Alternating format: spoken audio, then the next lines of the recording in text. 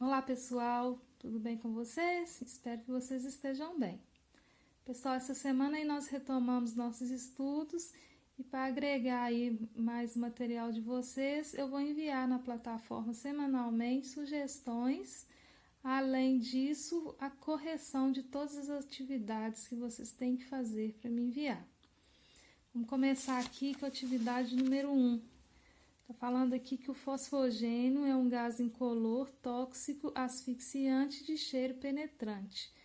Esse gás, utilizado como arma na Primeira Guerra Mundial, era produzido a partir da reação do monóxido de carbono, que é o CO, e do gás cloro. Qual é a geometria de cada uma dessas moléculas, tá? Então, eu fiz aqui a estrutura de Lewis, nós vimos lá no primeiro ano, tá? Para o fosfogênio. Coloquei aqui a quantidade de elétrons que tem na camada de valência de cada elemento. Só olhar na tabela periódica, qual coluna que o elemento está. O elemento central sempre será o elemento que precisa de mais elétrons para completar o octeto. Fiz as ligações, observei aqui que não sobrou nenhum parzinho de elétrons sem ligar em volta do carbono. Vem aqui, represento cada ligação compartilhada por um tracinho. Então, esse C teve dois compartilhamentos, dois tracinhos. Cada cloro teve um tracinho. Então, eu formei uma estrutura aqui que tem um carbono central e 3 elementos ligados a ele. Nesse carbono central não tem nenhum parzinho de elétron solto. Então, a estrutura que eu vou formar é uma estrutura plana, com 3 lados. 3 lados. Então, ele é um trigonal plano. Representei aqui para vocês, ó. O carbono, cada pontinho aqui, um gás cloro, uma estrutura plana. 3 lados, trigonal plana. Vamos para o monóxido de carbono. Desenhei aqui para vocês carbono com os elétrons da camada de valência e desenhei o oxigênio, que tem 6. Quando eu faço duas ligações covalentes comuns, que é o que o oxigênio precisa para ficar com 8, olha, 1, 2, 3, 4, 5, 6, 7, 8, o oxigênio fica feliz, mas o carbono não. Por quê? O carbono ficou com 1, 2, 3, 4, 5, 6. Ainda falta 2 ligações para completar o octeto dele. Então, quando acontece isso, o oxigênio, por ter esse parzinho aqui de elétrons livres, ele pode doar para esse carbono, compartilhar com ele, tá? Para ele estabilizar esse carbono. O carbono também fica feliz. Quando isso ocorre, essa ligação chama-se ligação covalente dativa. Esse carbono aqui, ó, ele passa a ficar, vou colocar aqui para vocês, como se esse elétron que está aqui, ó, fosse para cá, tá? Minha caneta não está ajudando, não. Mais ou menos assim. Na hora que eu represento o carbono com 3 ligações. Vocês têm que saber que 2 dessa é covalente normal. A terceira é uma covalente dativa. Antigamente, vocês podem ver em livros mais antigos que ela era representada por uma setinha. Hoje não se usa mais, mas se vocês verem uma setinha, significa que é covalente dativa. Toda vez que eu tenho apenas 2 elementos, não tem como formar uma geometria a não ser linear. Não tem como fazer um ângulo com 2 elementos só. Qualquer jeito que eu colocar, ela vai ser linear. O gás cloro, mesma coisa. Fiz os elétrons, 7 elétrons, mais 7 elétrons, compartilhei. Geometria linear com ângulo de 180 graus. A única resposta aqui que vai atender será a letra E. Aqui apareceu atividade, gente, mas eles esqueceram de dar um Enter, porque essa atividade aqui corresponde a número 2 aqui, ó, tá? Então, é só linear, não é linear atividade.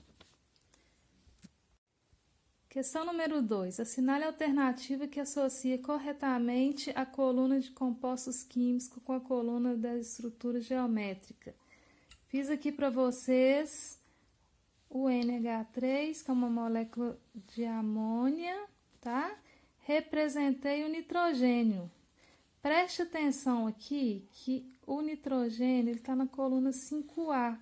Ele tem 5 elétrons em volta dele. Quando eu faço os 3 compartilhamentos, ainda sobra um parzinho de elétron livre aqui. Esse parzinho de elétron livre vai repulsar essas duas ligações. Então, não é possível fazer um sistema plano. O que vai acontecer? Como esse par de elétrons repulsa, a minha estrutura será assim, ó. Como se aqui em cima tivesse um parzinho de elétrons que vai repulsar essa outra ligação aqui. Então, quando eu tenho parzinho de elétrons livres, há um angulamento aqui nas minhas ligações e forma uma estrutura tridimensional. E o nome dessa estrutura aqui é piramidal. Forma uma pirâmide, tá? Agora, vamos aqui para o HF. O HF, fiz a estrutura, 2 elementos só, já falei para vocês, não tem como fazer angulação com 2 elementos. Então, com certeza vai ser linear. Número 3 aqui é o SO2. O S, gente, é um enxofre, ele está na coluna 6A igual ao oxigênio. Então, os dois têm 6 elétrons em volta. Eu vou estabilizar esse oxigênio aqui primeiro, deixei ele feliz. Primeiro eu deixo um todo feliz, para depois eu partir para o outro. Quando eu deixo esse aqui todo feliz, o que acontece? O enxofre também fica feliz. Mas existe essa substância aqui na natureza. Como que explica a ligação dela? O que explica é que esse outro oxigênio que está ligado a esse enxofre, ele recebeu um parzinho de elétron aqui, ó, através de uma ligação dativa, tá?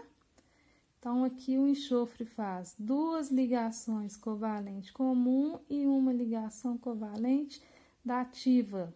Por que que o SO2 não é linear igual o CO2? Porque o SO2 tem parzinhos de elétrons livres aqui, ó.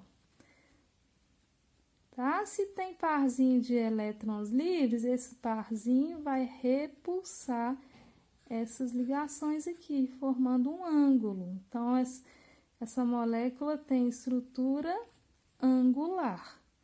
Vocês, na hora da prova, tem que ter maldade aqui de desenhar esses pontinhos, que são os elétrons simbolizados, tá? Para saber se ela vai ficar plana ou não. A estrutura dela será assim, angular. Então, pessoal, aqui ainda tem outra aqui, ó. Número 4, que é o CH4, que é o gás metano. Eu tenho carbono com 4. Liguei ao hidrogênio. O hidrogênio é uma exceção à regra do octeto. Ele fica feliz com 2, estabilizou com 2, porque ele é uma exceção. Um elemento central com 4 ligantes, a forma que ele vai adquirir é um tetraedro. Olha aqui, ó, um tetraedro. Quando vocês fizerem isso tudo, relacionar aqui, a resposta será a letra C. Questão número 3.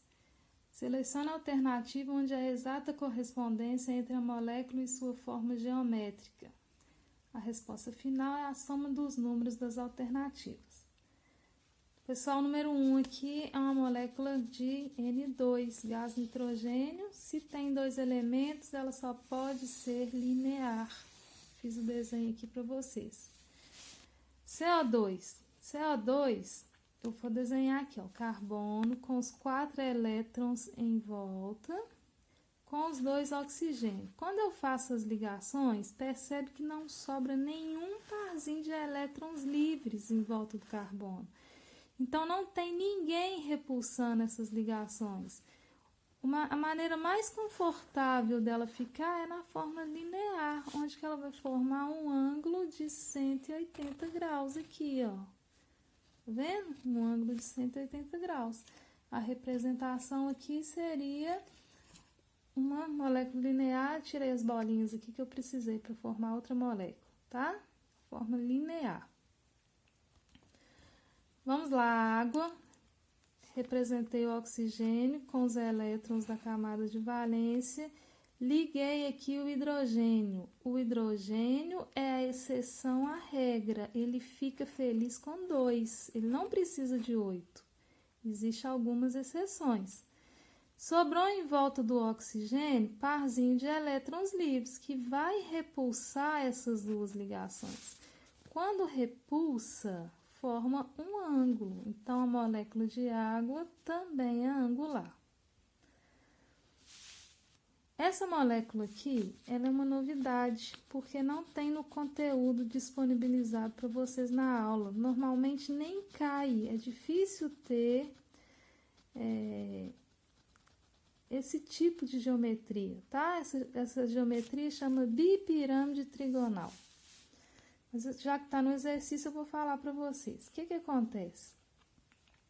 O fósforo, ele é uma exceção à regra do octeto também. Nessa molécula aqui, ó, ele está com 10 elétrons completando sua valência. Então, aqui está ocorrendo uma expansão do octeto dele, tá? Uma expansão, tem mais que 8. O que acontece aqui? Cada fósforo aqui está ligado a um cloro. Antes, era uma molécula, se fosse P3, para completar a regra do octeto direitinho, a molécula seria trigonal plana. Mas como fugiu da regra do octeto, a molécula vira uma bipirâmide. O que é essa bipirâmide? É uma pirâmide invertida da outra. É difícil mostrar aqui com uma mão só, mas é como se fosse uma contrária à outra, tá? Se vocês ficarem com muita dúvida e quiserem, não sei se vale a pena colocar, porque é raro cair, mas eu envio para vocês videoaula falando sobre essa bipirâmide trigonal, tá? Coloquei aqui mais ou menos essa bipirâmide, olha, era como se fosse a forma trigonal plana com ângulo de 120 e adicionei um cloro para cima e um cloro para baixo, formando um ângulo de 90, tá? Então, aqui, olha, um fósforo com 5 elementos ligados é uma bipirâmide trigonal. Agora, o próximo aqui é a tetraédrica, nós já vimos, né? Formada assim, o mesmo exemplo do CH4, da atividade anterior. E aqui eu tenho essa outra estrutura aqui, que também é uma exceção à regra.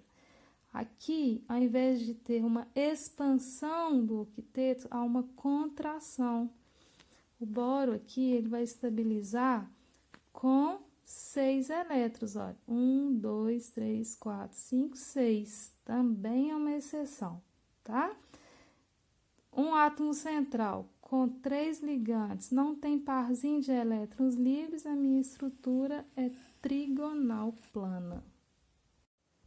Pessoal, questão número 4, não vou ler ela toda não, para não ficar grande a correção.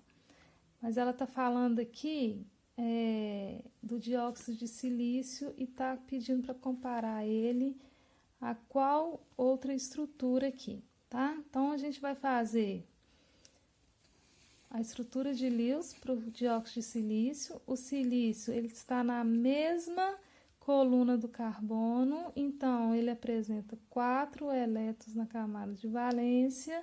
Quando ele se liga aos dois oxigênios, vai ligar da mesma forma que o CO2, tá? Não vai sobrar parzinho de elétrons livres aqui em volta, então essa estrutura só pode ser linear.